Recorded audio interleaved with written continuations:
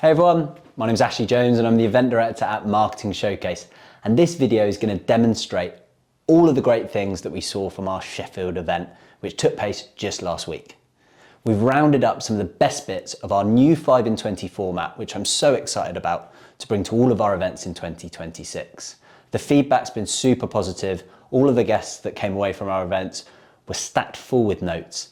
And I just know if you visit one of our events, you're going to find even more value than ever.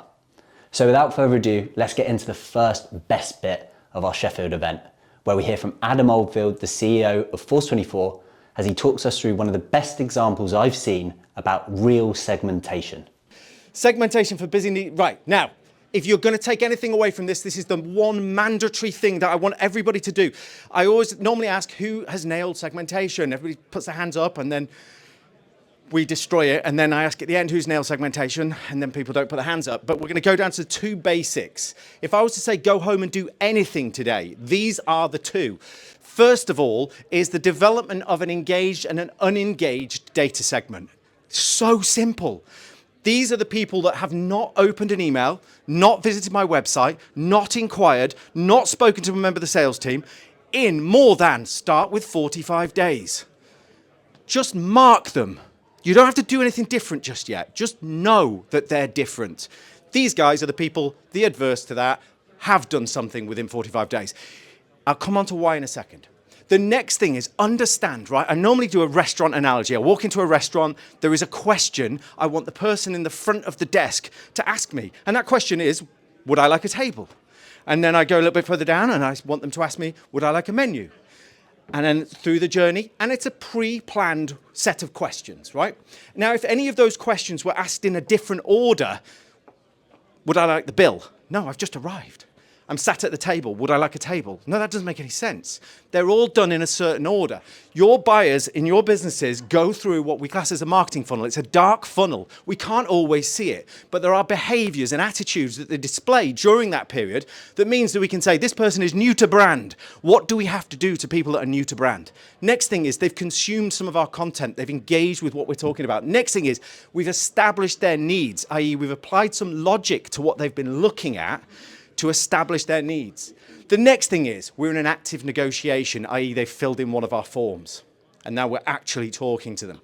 Now, if I was to say, just do that, what would you say to somebody that's new to brand? Somebody that's just turned up to your website, some data that we've just acquired, whatever it may be, new to brand. What are we going to say to them? Well, we need to tell them about this. Brilliant, fantastic.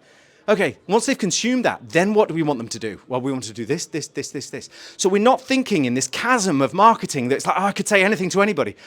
I have to be very specific and really focused. Right, at this point, has anybody got any questions? What happens in a room when I ask people if they've got any questions? People don't ask questions. What an amazing thing. I looked and asked a question to all of you people, totally unguarded. Have you got any questions for me? You could have asked me anything. Nobody ever asked me something.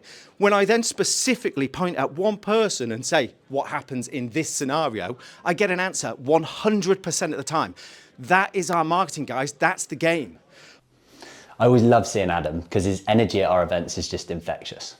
Next up, we got John Kelleher, CEO of SpotDev.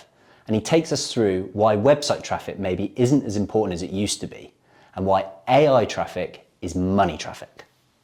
So 2 in 20 is about AI traffic is money traffic. And the core thing I want you to take away, yes, your website traffic isn't coming back, but it's not the nightmare that you think it is. We need to stop worrying as much as we used to about traffic as being a primary metric that we're measuring on. Or it's certainly in comparison. And we need to start looking at other metrics as our primary metrics as digital marketers. Do we even say that anymore? Digital marketers, as people who do marketing.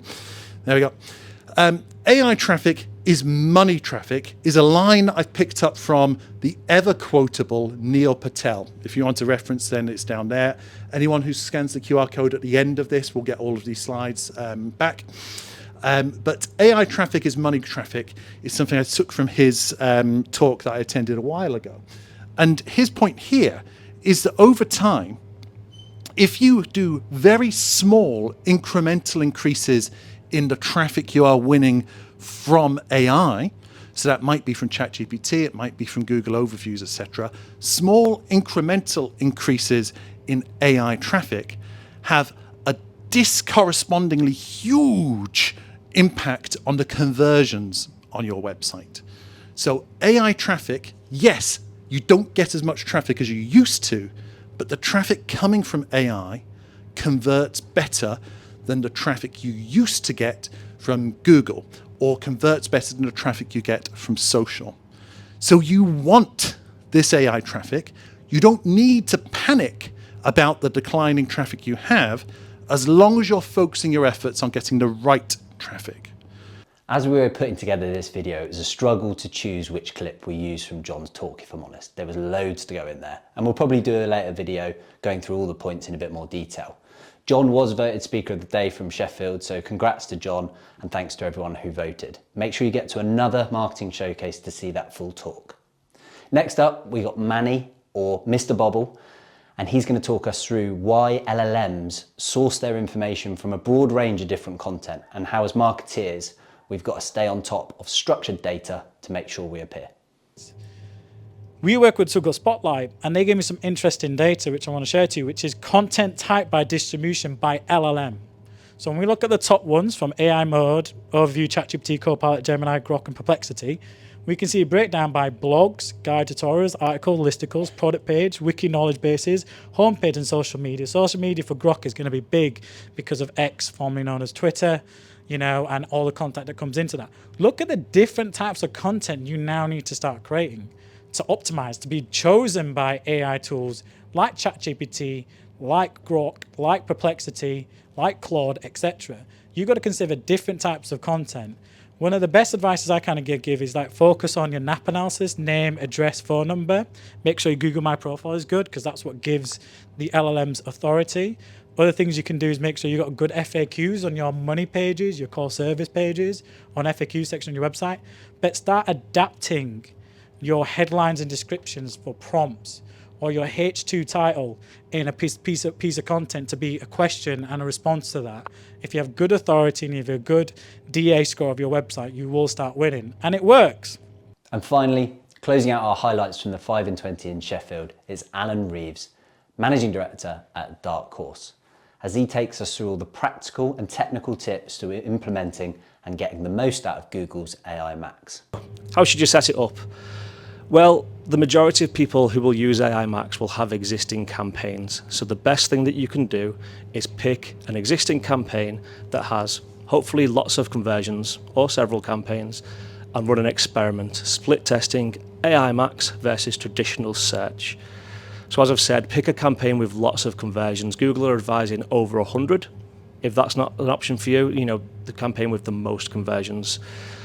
Don't bother if that campaign is currently limited by budget. The experiment just won't work. You need to fix that first. And always select the pre-built AI Max A/B experiment option and never custom experiment and try and guess the settings. Unfortunately though, even when you follow these Google best practices, it doesn't always get it right. This is an example of an ad created by AI Max for our client that sells games made by Games Workshop. And you can see here that it claims that we are Games Workshop, which could have been quite damaging if we hadn't found it and removed that ad. But believe it or not, you do still have some control. When creating your campaigns, pay particular attention to these two options. The first option, opt out of if you don't want Google to create any content, any creative. If you untick that box, it will only use the content that you provide it and the assets that you give to the system. Opt out of the second box if you don't want Google to be deciding where to actually land traffic. It will naturally try and find the most relevant page.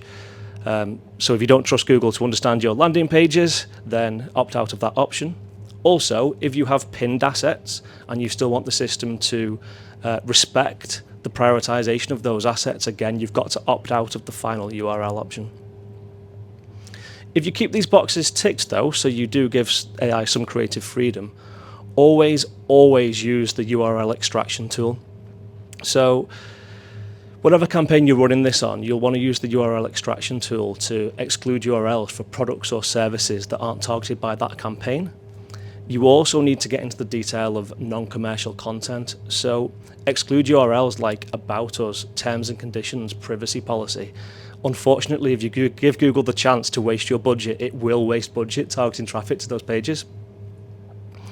Also, once your campaign is live, you can review your landing page report, and any pages that are getting lots of traffic and not converting, you can exclude them as and when the campaign is live. So that was it. That was all of our tips from our Sheffield event. I hope you got lots from that. And I can promise you, if you come to another marketing showcase, there's plenty more where that came from. Make sure you subscribe to the Hub to follow along and see tips from all of our events across the country. And of course, register for your local event, and I hope to see you there.